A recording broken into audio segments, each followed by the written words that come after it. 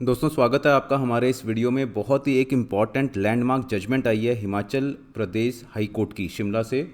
वहाँ पर जज साहब ने ये इस जजमेंट में बताया एक बेल की हेयरिंग के दौरान कि जो ट्रांसजेंडर पर्सनस हैं they can not invoke section 69 of BNS Bharatiya Nyaya Sanhita in cases of sex on false marriage promise.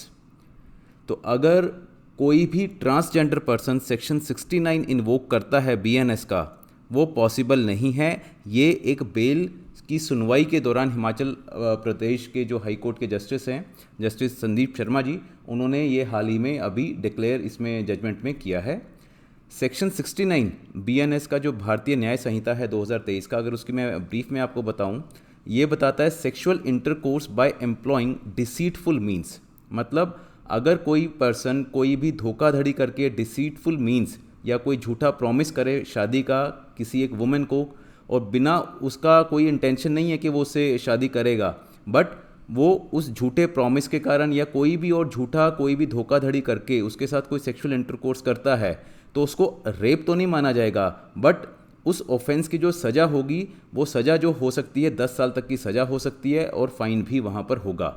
Deceitful means का मतलब है यहाँ पर फॉल्स प्रॉमिस करना किसी एम्प्लॉयमेंट को लेकर, किसी प्रमोशन को लेकर, मैरिज करना अपनी आइडेंटिटी को सप्रेस कर कर।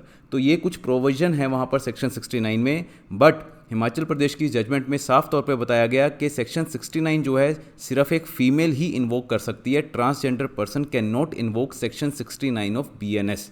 तो क्या है इस जजमेंट के फैक्ट्स और क्या यहाँ पर जज साहब ने हेल्ड किया, क्या है ट्रांसजेंडर पर्सन के लिए अगर कोई ऐसी चीज़ होती है उनके साथ तो क्या वो रेमेडी ले सकते हैं, उन सब चीज़ों के बारे में यहाँ पर डिटेल में हम डिस्कस करेंगे। काफ़ी अच्छी इलेबोरेट जजमेंट है ये। उसके जो पिटिशन का नंबर है, क्रिमिनल मिसलेनियस जो पिटिशन है 1798 ऑफ 2024। डेट जो है डिसीजन की वो 30 अगस्त 2024, Bhupesh Thakur versus state of Himachal Pradesh. ये हिमाचल प्रदेश जो हाई कोर्ट है उनकी साइट पर आपको ये जजमेंट ईजिली अवेलेबल होगी, ठीक है। और ये यहाँ पर साइटेशन नंबर भी इसका मार्क किया हुआ है। तो जल्दी से पहले फैक्ट्स देख लेते हैं, इस जजमेंट में फैक्ट्स क्या बताए गए हैं। तो यहाँ पर जो ये जजमेंट आई है ये फाइनल जजमेंट आई है। पहले इससे पहले जो सुनवाई के दौरान उस पिटिशनर को, वो जो मेल पर्सन था, उसने यहाँ पर फाइल की थी पिटिशन कि मुझे बेल दे दी जाए। तो 14 अगस्त और 21 अगस्त की सुनवाई के दौरान उस पर्सन को इंटरिम बेल जो है उस FIR में, जो भी 20 नंबर था 2024 की FIR थी, registered eight police station Baddi, district Solan, Himachal Pradesh, under section 69 of BNS and section 18D of transgender persons protection of rights act 2019 में उसको इंटरिम बेल मिल गई थी। और उसको बताया गया था कि आपको इंटरिम बेल पे हम रिलीज़ कर रहे हैं सब्जेक्ट टू द कंडीशन। जो वहाँ पर कंडीशंस थी, ज़्यादातर कंडीशंस ये होती हैं कि आप इन्वेस्टिगेशन ज्वाइन करो और जो भी वहाँ पर कॉपरेशन चाहिए इन्वेस्टिगेटिव एजेंसी को, वो उनके साथ आप कॉपरेट करोगे तो हम आपकी बाद में जो फाइनल बेल होगी उसमें आपको इसका बेनिफिट मिल जाएगा। तो फैक्ट्स की अगर बात करें तो यहाँ पर फैक्ट्स क्या थे।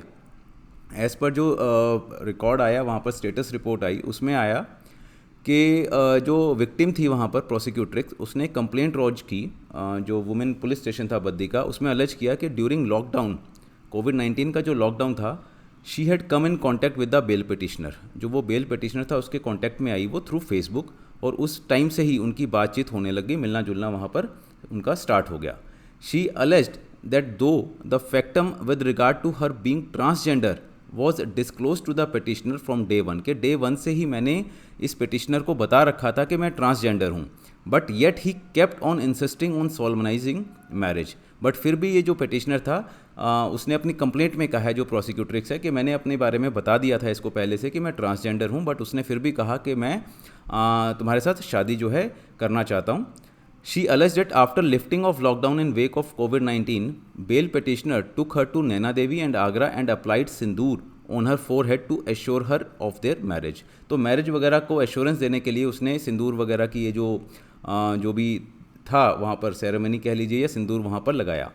She alleged that though factum of relationship inter se her and bail petitioner was in the knowledge of families of both the persons, but yet parents of the bail petitioner expressed their inability to solemnize marriage. जो bail petitioner के parents थे उन्होंने ये थोड़ा सा inability show की कि हम शादी जो है नहीं कर सकते, ऑल्दो उनको पहले से ही हर चीज़ के बारे में पता था। उन्होंने क्या कहा जो पिटिशनर के पेरेंट्स थे कि पहले ये जो प्रोसिक्यूट्रिक्स है, विक्टिम है, ये एक पहले वुमेन बन जाए, उसके बाद जो है हम शादी के बारे में इसको कंसिडर कर लेंगे। उसके कारण she got her sex changed at AIIMS Delhi. तो एम्स दिल्ली में जो भी मेडिकल प्रोसीजर के थ्रू उन्होंने अपना सेक्स जो है चेंज करवाया। She alleged that though on the insistence of the bail petitioner and his family members she got her sex changed but bail petitioner has refused to solemnize marriage। तो उसने बाद में अपना सेक्स चेंज भी करवाया but फिर भी उन्होंने शादी से इनकार कर दिया। She alleged that she has come to know that family of the bail petitioner has fixed his marriage with some other persons and as such appropriate action is in accordance with law be taken against him. तो उसने sexual intercourse किया, बाद में शादी से इनकार कर दिया, तो उसके अगेंस्ट जो है एक्शन लिया जाए। तो ये एफआईआर का एक तरह से कंटेंट, जो कंप्लेंट उसने फाइल की प्रोसिक्यूट्रिक्स ने। तो 14/8/2024 के थ्रू जो ऑर्डर हुआ, उसको जो पेटिशनर था उसको इंटरिम बेल दे दी थी हाई कोर्ट ने, subject to the joining of investigation. जो पेटिशनर था उसने इन्वेस्टिगेशन ज्वाइन कर ली, ठीक है, और कुछ उसके रिकवरी वगैरह तो थी नहीं इन्वेस्टिगेशन ज्वाइन करने के दौरान। Prayer has been made on his behalf for confirmation of interim bail. तो ये वहाँ पर उनके एडवोकेट ने प्रेयर की कोर्ट में कि हमने इंटरिम बेल ज्वाइन कर ली है, कोई रिकवरी वगैरह कोई ड्यू नहीं है, तो हमें जो है इंटरिम बेल को कंफर्म किया जाए और हमें एक तरह से पक्की बेल जिसे हम कहते हैं वो दे दी जाए। तो जो वहाँ पर काउंसिल थे उनके पिटिशनर के, उन्होंने कहा कि सेक्शन 69 जो है बीएनएस के अंडर वो बन ही नहीं सकता। रादर अगर कोई केस बनता भी है तो सेक्शन 18D जो है एक्ट का, ट्रांसजेंडर प्रोटेक्शन एक्ट का, वही एट द मैक्स बन सकता है, जिसमें कि 2 साल तक की सज़ा है।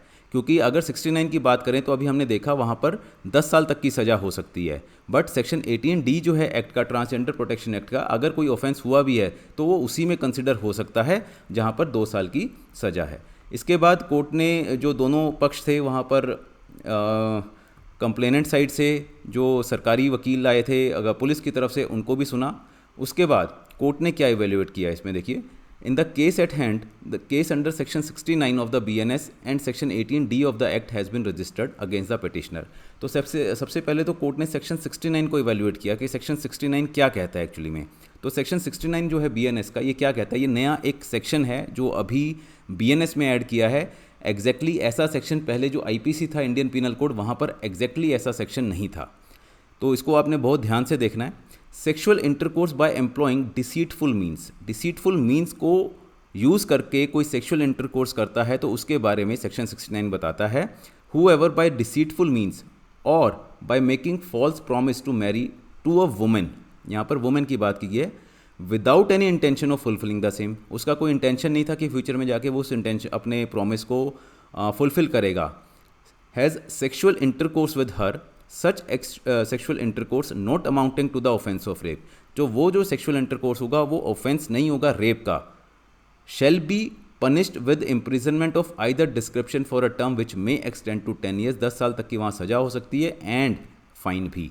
डिसीटफुल मीन्स क्या क्या हो सकते हैं, वो धोखाधड़ी के तरीके क्या क्या हो सकते हैं, इंड्यूसमेंट फॉर और फॉल्स प्रॉमिस ऑफ एम्प्लॉयमेंट, कोई भी इंड्यूस करना, उसको फॉल्स प्रॉमिस करना एम्प्लॉयमेंट को लेकर, प्रमोशन को लेकर, और मैरिंग बाय सप्रेसिंग आइडेंटिटी। ये भी एक इम्पॉर्टेंट चीज़ है कि आप अपनी आइडेंटिटी को छुपाकर उसको इस तरह से विश्वास दिला रहे हो कि आपकी आइडेंटिटी कुछ और है और उसके बाद सेक्सुअल इंटरकोर्स कर रहे हो, तो वो भी यहाँ सेक्शन 69 के दायरे में आएगा, ठीक है।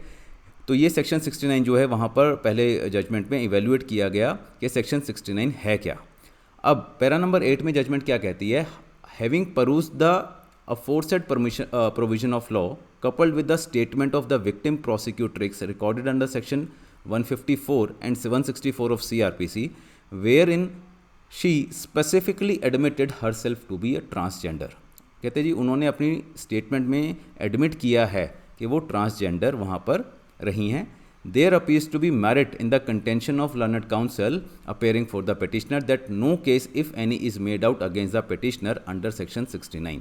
तो जज साहब कहते हैं कि हाँ, जो पेटिशनर के काउंसिल हैं उन्होंने जो कहा कि सेक्शन 69 जो यहाँ पर अट्रैक्ट होता नहीं दिख रहा, क्योंकि जो कंप्लेनेंट है, कह लीजिए प्रोसिक्यूट्रिक्स है, उसने खुद एडमिट किया है कि वो ट्रांसजेंडर थी वहाँ पर। अब जेंडर की बात आए तो यहाँ पर सेक्शन 2 देखा जाएगा बीएनएस का, जहाँ पर वर्ड जो है जेंडर को डिफाइन किया गया है सेक्शन 2 सब सेक्शन 10 में, राइट। सेक्शन 2 सब सेक्शन 10 क्या कहता है जेंडर के बारे में, the pronoun he and its derivatives are used for any person whether male, female और ट्रांसजेंडर। कि अगर कहीं पे ही वर्ड यूज़ किया है, प्रोनाउन यूज़ किया है, तो उसका मतलब है मेल, फीमेल या ट्रांसजेंडर। एक्सप्लेनेशन में transgender shall have the meaning assign to it in clause के of section 2 of transgender persons protection of right 2019। तो यहाँ पर आगे हम अगर देखें तो ट्रांसजेंडर का जो मतलब है, उसका मीनिंग जो है वो कहते हैं कि जो सेक्शन 2 के में ट्रांसजेंडर पर्सनस प्रोटेक्शन एक्ट है, जो सा प्रोटेक्शन ऑफ राइट्स एक्ट 2019 का, वही मीनिंग रहेगा यहाँ BNS में भी। As per definition he and its derivatives are used for any person male, female और ट्रांसजेंडर के लिए। For the first time word transgender has been included in the definition of gender, meaning thereby transgenders cannot claim themselves to be male or female as they are given separate identity। तो जज साहब कहते हैं कि पहली बार BNS में word transgender को एक तरह से इंक्लूड किया गया है जेंडर की डेफिनेशन में, और ट्रांसजेंडर जो है इसीलिए अपने आप को क्लेम नहीं कर सकते मेल या फीमेल में, as they have been given separate identity. क्योंकि अगर वो मेल और फीमेल को ही बताता, जेंडर का मतलब सिर्फ मेल और फीमेल है, तो वो इंक्लूड होते, बट यहाँ पर मेल, फीमेल और ट्रांसजेंडर मीन्स 3 कैटेगरीज में जेंडर को बनाया गया है। तो ट्रांसजेंडर की एक अलग आइडेंटिटी है, वो मेल और फीमेल में वहाँ पर हम उसको इंक्लूड नहीं कर सकते एज़ पर जो ये प्रोविज़न हमें BNS का बताता है। सेक्शन 2 ऑफ सबसेक्शन 35 जो है BNS का, वुमेन के बारे में बताता है। Women means a female human being of any age. तो सेक्शन 2 सबसेक्शन 35 वुमेन की डेफिनेशन क्या देता है? Women means female human being of any as.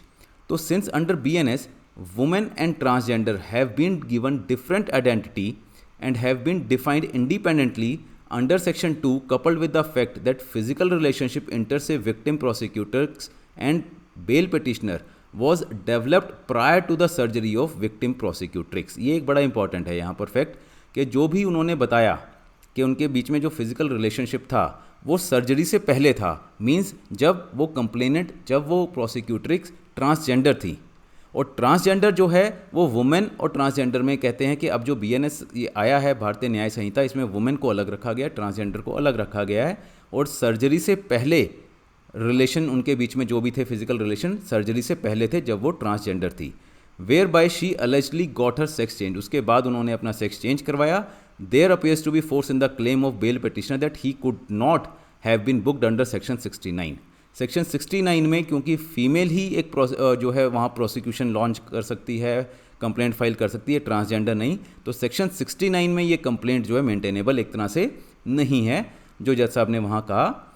Rather he is required to be dealt with in terms of section 18D of the act. कहते हैं transgender act है जो, उसमें सेक्शन 18D में उसको डेल्ट विद किया जा सकता है, जो कि बताता है हार्म्स और इंजरीज और endangers the life, safety, health और wellbeing whether mental or physical of a transgender person or tends to do acts including causing physical abuse, sexual abuse, verbal, emotional, economic shall be punishable with the imprisonment for a term which shall not be less than 6 months but which may extend to 2 years। तो वहाँ पर maximum 2 साल तक की ही सज़ा है।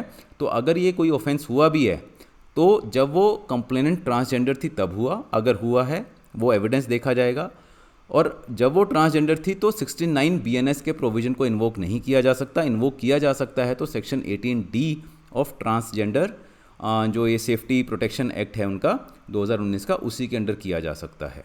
तो as per section 18D है, जो भी हार्म हो रहा है किसी भी तरह का, उसकी सेफ्टी, हेल्थ, लाइफ, वेलबींग को लेकर, मेंटल या फिजिकल, जो भी ट्रांसजेंडर पर्सन है उनको फिजिकल अब्यूज़ किया जा रहा है, सेक्शुअल, वर्बल, इकोनॉमिक अब्यूज़ जो भी है, तो वो ट्रांसजेंडर एक्ट के दायरे के अंदर ही आएगा, जिसकी मैक्सिमम सज़ा जो है वो 6 महीने से 2 साल तक की हो सकती है। तो पैरा नंबर 14 में जज साहब ने कहा, दो the case in hand shall be decided by the court below in the totality of the evidence. क्या वो एविडेंस देखा जाएगा जो भी ऑन रिकॉर्ड एविडेंस आता है प्रोसिक्यूशन की तरफ से, but keeping in view the aforesaid glaring aspect of the matter, there appears to be no justification for this court to send the bail petitioner in judicial custody, especially when nothing remains to be recovered from him। तो कहते हैं जी जो इनके facts है इस case के, उसको देखकर लगता है कि जो पिटिशनर है उसको जुडिशियल कस्टडी में भेजने का कोई भी लॉजिक नहीं बनता, स्पेशली जब कि कोई भी रिकवरी वहाँ पर ड्यू नहीं है, कोई मर्डर वेपन कह लीजिए या कोई ऑफेंसिव वेपन या कोई भी चीज़ का कोई रिकवरी पेंडिंग नहीं है। और प्रिंसिपल्स की बात की कि हाँ वहाँ पर एक प्रिंसिपल रहता है कि one is deem to be innocent till the time his guilt जो है वो प्रूव ना हो जाए एज पर लॉ। तो ये सब चीज़ों को बोलते हुए जज साहब ने कहा कि नहीं, इसको बेल देने का पूरा इसका एंटाइटलमेंट है। Object of the bail is to secure the attendance of the accused in the trial, कि ट्रायल के दौरान उसकी अटेंडेंस को सिक्योर करना ही एकमात्र ऑब्जेक्ट है बेल का। और प्रॉपर टेस्ट जो है बेल देनी चाहिए या नहीं देनी चाहिए, वो जो है एक तरह से पार्टी विल अपीयर, अगर वो अपीयर होती है तो इसका मतलब सही है, अगर हमें लगता है कि प्रोबेबिलिटी है कि वो अपीयर होगा तो वो बेल दे देनी चाहिए। Otherwise also bail is not to be withheld as a punishment के तौर पे बेल को रोकना सही नहीं है। नॉर्मल रूल क्या है, बेल का है, जेल का नहीं है। ये तो सुप्रीम कोर्ट की, हाई कोर्ट्स की बार बार जजमेंट्स आई हैं, तो कई जजमेंट्स का यहाँ पर रेफरेंस देते हुए सुप्रीम कोर्ट की, हाई कोर्ट्स की, तो जज साहब ने वहाँ पर कहा कि इनकी बेल जो है, जो इनको पहले हमने बेल दी थी इंटरिम बेल, उसको हम कंफर्म कर रहे हैं, और आगे जो है जो भी उसमें कंडीशंस लगानी है consequently in view of the above, जो 21/8 का या 14/8 का ऑर्डर था, उसको उन्होंने एब्सोल्यूट कर दिया कि he shall make himself available for the purpose of interrogation. अगर कोई रिक्वायरमेंट है रेगुलरली ट्रायल कोर्ट को अटेंड करेंगे ईच एंड एवरी डेट जो भी है, और अगर कोई एग्जाम्पशन लेनी है तो वो ट्रायल कोर्ट से वहाँ पर ले सकते हैं। He shall not tamper with the prosecution evidence nor hamper the investigation, कोई एविडेंस के साथ छेड़छाड़ नहीं करेंगे, इन्वेस्टिगेशन को कोई नुकसान नहीं पहुँचाएंगे। He shall not make any inducement, threat or promise to any person acquainted with the facts of the case so as to dissuade him or her from disclosing such facts to the court. Means किसी को भी, police officer को या कोई witness है, threat नहीं, कोई promise या कोई इंड्यूस नहीं करेंगे उसको कि वो कोर्ट में जाकर अपने जो भी पता है इस केस के बारे में वो उनको रोकेंगे नहीं वहाँ पर। And he shall not leave the country, ठीक है, without permission of the court. तो ये स्टैंडर्ड जो कंडीशंस होती हैं वो कोर्ट ने वहाँ पर उनके ऊपर इम्पोज की और उनको कहा कि हाँ अब हम आपको बेल ग्रांट कर रहे हैं। और अगर वो कहीं मिसयूज़ करते हैं इस लिबर्टी का, जो भी उनके ऊपर कंडीशन लगाई है, तो इन्वेस्टिगेटिंग एजेंसी को एक लिबर्टी दी कि वो कोर्ट में फिर से मतलब अप्रोच कर सकते हैं for cancellation of the bail. तो ये था पूरा मामला। मेन चीज़ इसमें है सेक्शन 69 BNS को समझना, सेक्शन 18D जो है ट्रांसजेंडर एक्ट का उसको समझना, और किस तरह से जज साहब ने इसको इवैल्यूएट किया। अगर आप भी इस तरह की कोई लिटिगेशन में इन्वॉल्व हैं या आपके आसपास कोई ऐसा है तो आप इस जजमेंट का बेनिफिट ले सकते हैं। जजमेंट इजीली अवेलेबल है हिमाचल प्रदेश हाई कोर्ट की वेबसाइट पर। कोई आपकी क्वेरी है तो स्टार्टिंग में मेरा व्हाट्सएप नंबर भी है, मेरा जो टेलीग्राम का लिंक है वो भी वहाँ अवेलेबल है, आप मुझसे जुड़ सकते हैं। अगर आपको अच्छा लगे वीडियो तो काइंडली इसको लाइक कर सकते हैं, शेयर कर सकते हैं, और जो मेरा चैनल है इसको आप सब्सक्राइब कर सकते हैं। इस तरह की वीडियोज़ आपको और भी वहाँ मिलते रहेंगे। Thank you and all the best.